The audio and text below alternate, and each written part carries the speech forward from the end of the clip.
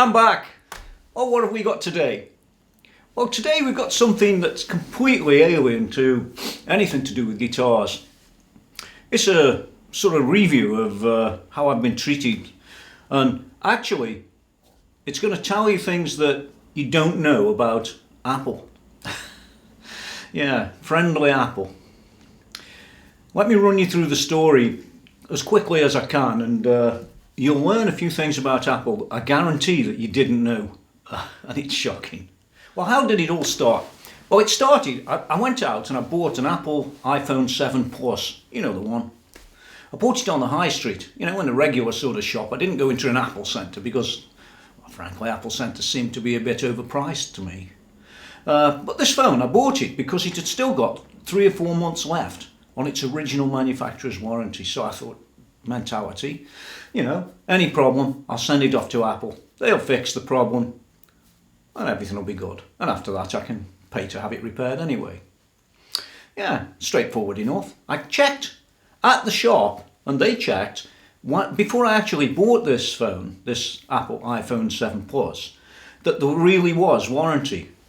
When I got back to work later in the week, I checked myself and there it was.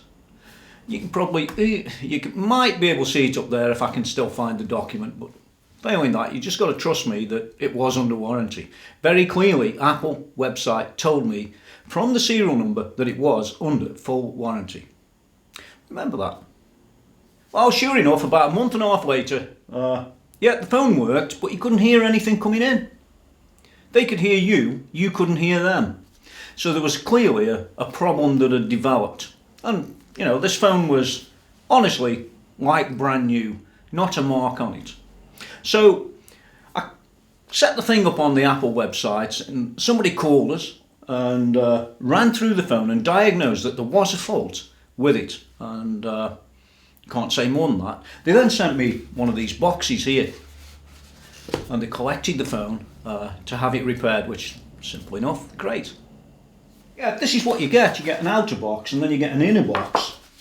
And then you get a thing you put your phone in. Oh, mine's still in there. And then you send it all off. So you can see it's extremely well wrapped. Now there's actually something interesting about this box that it's been returned to me in. And you'll notice that it's a brown box, quite strong, and it's got an internal box, like so. And inside that was one of these. But interestingly enough, the previous box they returned, we kept. And here it is. You'll notice that it's got one of those little push things inside. It's got a piece of plastic on it. It's got the Apple documentation, actually still showing me the repair and everything else. Oh, something's missing. Yeah, you're right, something's missing. On this one, they included this to protect the phone. On the damaged one that they damaged. But on this one, when they sent it back the first time and it sat on my desk for a week, waiting for it to go back, they didn't include that. However, what happened? Well, it went back. And then I got an email. You can believe me. I have the email and the note here that they sent me from this first attempt. And it says here, this is the first thing you're not going to really know about. Thanks for choosing Apple Care Service. Your product arrived at our repair centre, Apple Repair Centre, we'll come to that, but we weren't able to process your repair request. We're returning the product to you now and we apologise for inconvenience. Oh. We're returning the product you sent to us because the mail-in repair process is aimed at supporting consumers and not commercial enterprises. Oh, what's that about? Wait until you find out. If you require further support, please contact one of our authorised service providers. Now push off, basically. That's what it says.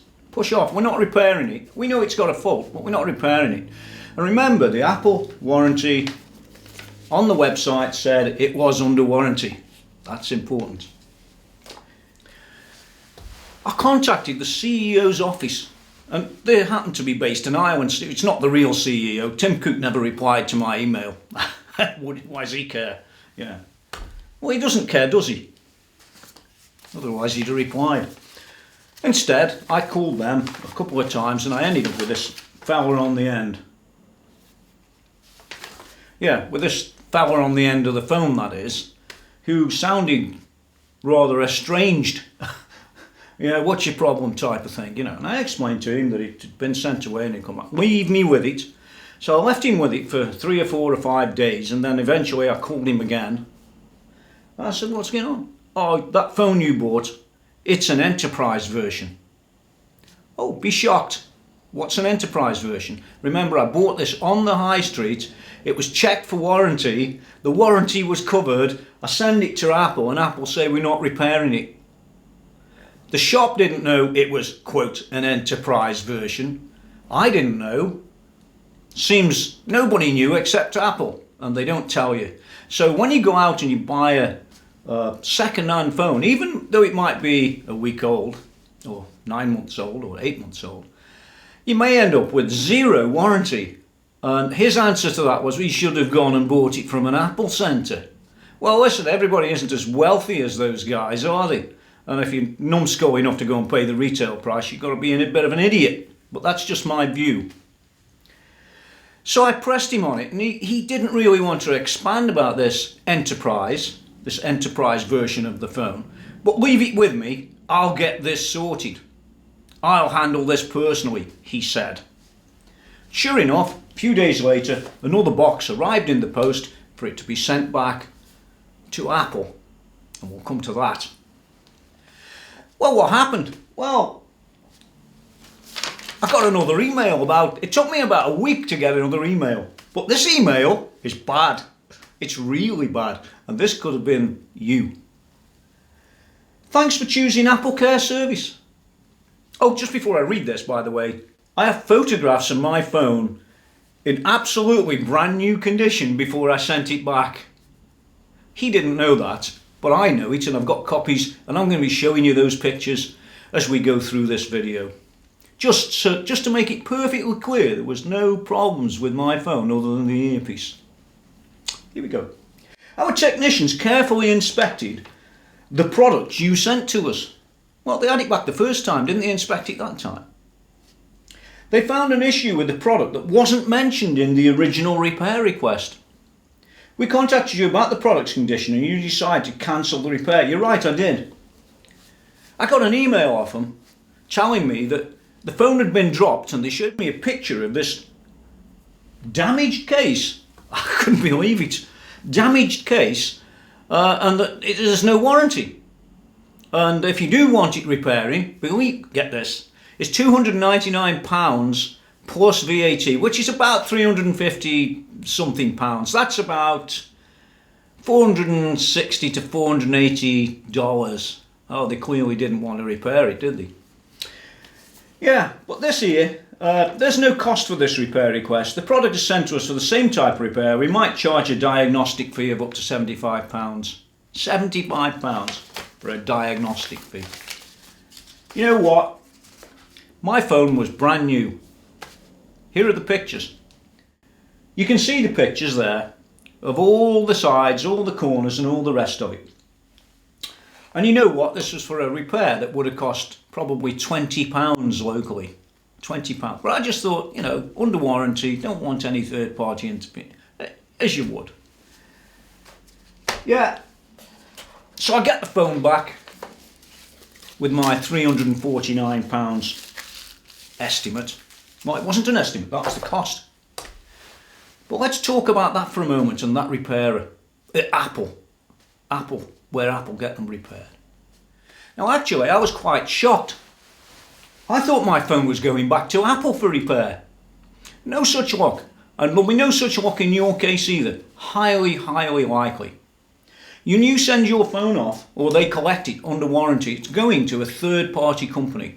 In this case, this was a company in Letchworth in the UK called Unipart. Now, oh, you've never heard of them? Well, don't worry about that. That's a third-party company that Apple pays to repair your phone under warranty. Got it? Apple doesn't touch it. But this third-party company, let's step back a minute and think about this. They've got a bit of an ulterior motive, haven't they? They don't want to repair it under warranty. They want to charge you everything they can direct. How do I know? Because I've been there. It's that simple. Yeah, they want to charge me £299 plus VAT, and I'm sure that Apple would get a cut of that. Maybe they wouldn't, but who knows? Apple won't tell me. But that Unipart company has an ulterior motive, doesn't it? Oh, now I'm not saying they did this, but, you know, it could happen, couldn't it? Somebody drops your phone, and then all of a sudden, another employee might pick it up, or somebody picks it up and says, "This is not warranty, look at damage on it. Charge it, baby, charge it." Yeah, well, don't go there. My phone was perfect before it went, but it came back damaged. It's a scandalous situation, and I personally blame Unipart. Yeah. But bearing in mind it was handled by the man at Apple, well, maybe they're both to blame. Who knows? Who cares? I'll never buy another Apple product as long as I live. But the story's not over. You're not going to believe what I'm going to tell you. So what I did, after I'd listened to these idiots, both of them, Unipart and Apple, I got a local engineering company that can repair Apple and has all the equipment, all the test software, so they can run through the phone and tell you what's wrong with it. And that's what they did. This one here is the 6th of the 12th at 11:39, after it had come back from these characters. And they showed me the list, and everything passed here except what did fail? Something failed somewhere. There was some little, there it is, proximity sensor fail. And we know the earpiece failed. There's a couple of little things. But because now I've got a phone with a damaged case, and you can trust me, I still have the damaged case because, well, who knows whether I'm going to be arguing with them. Here it is. Right, so what do you think they charge me to replace the case, replace all the bits inside, to do the test and do the second test, complete test, showing the phone is completely perfect and rock and roll and all the rest of it? What do you think? You remember the original quotation from, quote, Apple, actually Unipart? Yeah, £299 plus VAT. Yeah. I have this fixed with all them parts, including the back, brand new, everything from Apple, fancy that, for £99. £99. Now that is a difference of £200 or $300, give or take, plus tax. Something stinks, doesn't it? Yeah, well, what stinks? I'll tell you what stinks. Firstly, I don't care what Unipart say, they damaged my phone. Here are the pictures, in case I didn't show you before. You can see that every single side of that phone is pristine. Yeah, and the picture I'll show you after these, this one here, this is the picture that Unipart sent me showing me a phone that had been damaged. The only problem is it wasn't damaged when it left me, either the first time or the second time. So, hey, go figure. What don't they tell you? They don't tell you that it's not repaired by Apple. They don't tell you that it's going to be 299 quid when somebody in their employment drops it for some obscure reason. They don't tell you that the CEO's office didn't give a monkey's, didn't care when I pointed out to him that I had the pictures. He didn't even want to see them. He had no interest whatsoever. They didn't care when I bought a phone on the high street and it was, quote, an enterprise version that not even the dealers know about, and you didn't know about either. They don't care when you have a faulty Apple product and nobody wants to fix it, even though it's under warranty on their own website. It is an absolute scandal, right? I have the perfect answer though. Some people might say, well, why did you buy one in the first place? Well, listen, I liked the Apple iPhone 7 Plus. I liked it. I'd got a car outside. So what's the answer? I'll tell you what the answer is. It's great. I've now got one of these. Yeah, with an owl on the front. You see, that's Evil Owl. Yeah, me. The Evil Owl has bought, just a minute, can't show you my passcodes. Yeah, the Evil Owl's bought one of these. It's called a Note 8. And guess what? The battery doesn't even get aired. Everything works. It's got a guarantee longer than you can shake a stick at. But most importantly, I don't have to put up with Unipart characters And I don't have to put up with the guy at, quote, Apple CEO Centre for handling problems. Yeah, I'm classed as a problem. I don't have to put up with any of that rubbish. Nice. That's the story. You go on the high street, you buy one of them, you won't know it's Enterprise. Apparently the Enterprise boys get big discounts from what you and I would pay in the high street, in an Apple store. And they don't have the same warranty. No, their warranty is, oh yeah, you broke your phone, yeah. Don't worry, we'll give you a new one for tomorrow. That's apparently some of the story that goes on. I couldn't tell you everything about it, but research Enterprise, you'll wake up.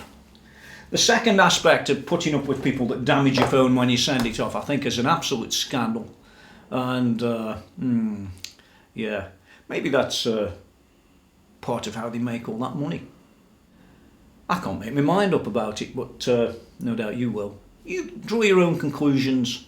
I'm now a Samsung Note 8 user, and I don't have to put up with any more of this crap. And I am never, ever, ever going to go back to a company and its counterpart bodge repairmen for anything to do with electronics, and that rules them out completely, doesn't it? Hopefully.